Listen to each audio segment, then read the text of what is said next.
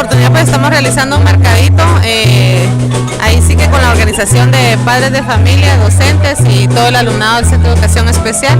El objetivo del mercadito pues es enseñarle a los niños a que puedan aprender a comprar y a vender, a utilizar la moneda guatemalteca, ¿verdad? Y que de esta manera ellos puedan irse independizando.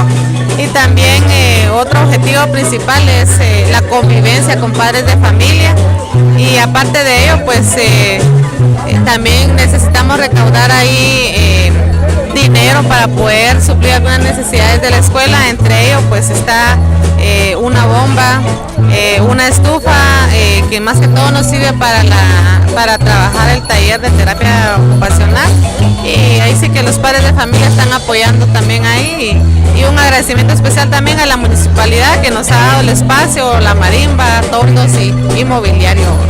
Pues es una actividad muy bonita que la estamos realizando con los niños de la escuelita especial.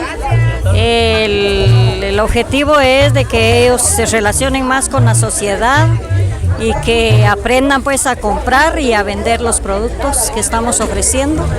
¿Sí? Hasta el momento, ¿cómo ha habido la aceptación de la gente que está viniendo a comprar? Pues fíjese que bastante bien, porque acabamos de empezar y ya llevamos un poquito vendido. ¿Cómo sí. surgió la idea de hacer esta actividad acá en el parque?